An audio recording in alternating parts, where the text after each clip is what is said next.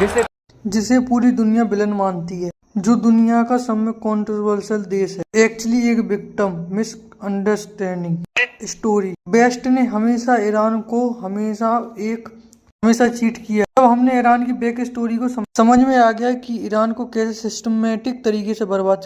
आज की वीडियो में हम इसी टॉपिक के बाद एक ओरिजिन स्टोरी है, आज का ईरान पहले कैसे, आपको समझने में आसानी होगी। इसलिए मैंने ईरान की पूरी कहानी को 4 भागों में विभाजित किया है। वॉशिंगटन में एक बार पिछले 100 सालों whoever's control Iran, control the energy lifeline of the future Iran state.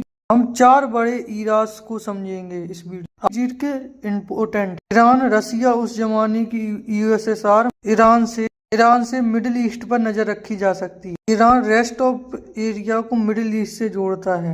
Iran में सबसे बड़ा है ईरान का तेल, बाकी मिडिल ईस्ट के लिए एक वरदान है, ईरान के लिए एक शराब है। जिसे कहते हैं डार्सी कंसेशन की शुरुआत। इसको the era of the British control. 1901 में नॉक्स डार्सी ईरान के शाह के साथ एक कॉन्ट्रैक्ट साइन किया था, जिसे डार्सी कंसेशन कहते हैं।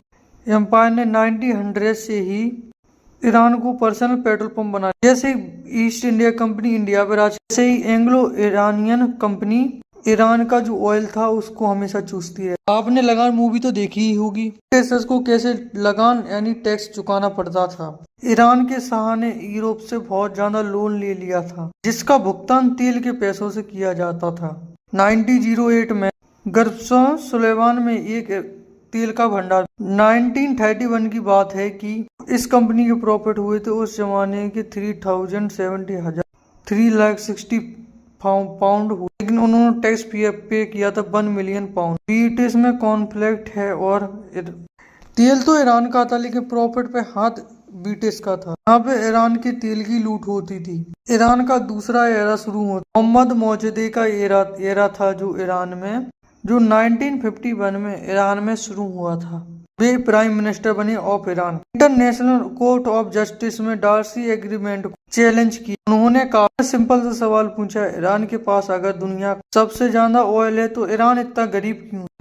और कोर्ट ने कह दिया, यहाँ पे कहा कि हमारा इस पे अधिकार नहीं है। कोर्ट ने ईरान ने इसको प्राइवेट कर दिया। जैसे दूसरे देश सीआई ने ईरान में डेमोक्रेटिक इलेक्टेड लीडर को हटाकर अपना एक राजा बैठा दिया है। सीआई ने उस टाइम पे नए देश बन रहे थे, उसमें से एक भारत, लेकिन वहां पर डेमोक्रेसी आई। ऑप्शन के थ्रू जो भी इलेक्टेड नेता होते हैं उन्हें कंट्रोल किया जा सकता है, लेकिन मोहम्मद मौसूद करप्ट होने के लिए तैयार नहीं था। पैसों के लिए ईरान के नेशनल इंटरेस्ट को बेचने के लिए तैयार नहीं। इसीलिए सीआई ने ईरान में तख्ता वो गया जेल में, और ईरान में आया कंप्लीट कंट्रोल सीआईए ने। यहाँ से ईरान का तीसरा एरा शुरू होता है, शाह का राज। This guy is America is the puppet.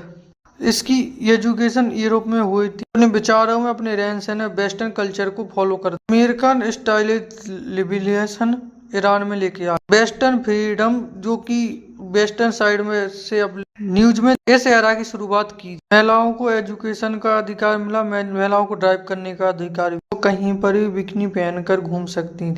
मानो ईरान धीरे धीरे यूरोप ही बनता चला। भी गल्फ देशों में घूमता था तो ईरान अमेरिका का एम्बेसडर। कैसे ईरान की तरक्की हो रही है और कैसे अमेरिका की मदद से ईरान कैसे तरक्की हो रही है। Iran you are not the shah of the Iran, you are not the elegy, you are not the population is the 90% the Muslim population.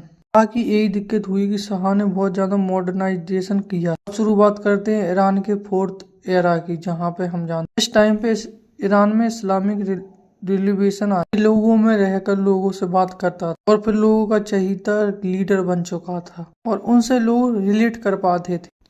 और उन्होंने एक अल्टरनेटिव वर्जन ईरान में, इसमें कहा गया anti west the anti imperial. Iran की sympathy उन्हीं के साथ थी। एक न्यूज़पेपर ने खुमैनी को देशद्रोही कह दिया था। फिर 1979 में ईरान में दंगे हुए। To be the enemy of America, the friend is the और डेंजर। अमीर। लेकिन ये बात भी इम्पोर्टेंट है, खुमैनी अकेला नहीं जीता। शाह अमेरिका का पपेट था, लोगों को प्रोटेस्टर को टॉर्चर करता था और लोगों को अलग आइडियोलॉजी के साथ ही खुमैनी ने अपने हाथ में पावर ली। फिर कुछ लिबरल्स थे, कुछ जर्नलिस्ट थे, कुछ स्टूडेंट थे।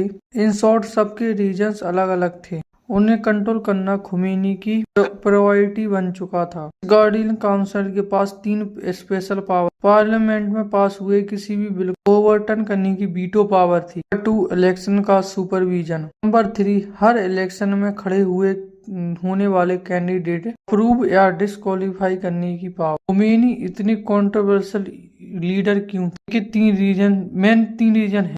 पहला है ईरान का न्यूक्लियर प्रोग्राम। हमने एक बात समझ चुके थे कि ईरान को डर के रहना होगा, इसलिए न्यूक्लियर पावर बनना पड़ेगा ईरान। उन्होंने न्यूक्लियर पावर प्रोग्राम स्टार्ट किया ईरान का। ये नहीं कहता था कि ये केवल एनर्जी के लिए है, लेकिन यूएस हमेशा ईरान पर प्रेशर बनाना चाहता था। अगर हमने न्यूक्लियर एनर्जी छोड़ दी तो अमेरिका बाद में डिस्ट्रॉय कर दे। ईरान ने एक एक्सेस द रिसोर्स नेटवर्क खड़ा किया था ईरान के अंदर। गाजा में हमास जिसने इजराइल पर अटैक किया, हिजबुल्लाह, यमन में हुतीस फंडिंग की थी ईरान ने। खमनी ने ईरान को एक स्लोगन दिया था, स्पेशली खमनी ने ट्रम्प वोटिंग। 2012 में एक इंसिडेंट, गाड़ी पे बॉम्ब ब्लास्ट किया गया। 2009, 2019, 2020 348 लोग मारे गए थे। 2025-26 में 7000 स्टूडेंट। कुछ ईरास हमें देखने के लिए मिलते हैं, कैसे ब्रिटिश की तरफ से ऑयल को हमेशा निचोड़ा गया था ईरान का। 1951 से 1993 तक कैसे ब्रिटिश कॉलोनी। फिर एक शॉर्ट पीरियड के लिए मोहम्मद मौसूदी ने 1951 से 1953 तक ईरान के तेल को नेशनलाइजेशन की। CIA ने ऑपरेशन एजैक के थ्रू उन्हें हटा दिया था। अब शाह के टाइम पे ईरान मॉडर्नाइजेशन तो हुआ, लेकिन एक वेस्टर्न साइड का एक पपेट बन के रह चुका था। लास्ट में 4th era, Islamic revolution of the Iran, the control of. We must remember that we, the American government, are the reason why Iran is radical. We did this. They had a democratically elected leader that we did not like. I believe his name was Mossadegh, and we didn't like him because he wanted to nationalize the oil. Even in Wikipedia, 1953 Iranian coup d'etat aided by intelligence agencies of the UK and United States. Weird. Got it. Okay? So then we put the Shah back in, who was sick and unpopular, meaning he was actually suffering. Physically sick. Yeah. And we paved the way for the most radical elements of Islam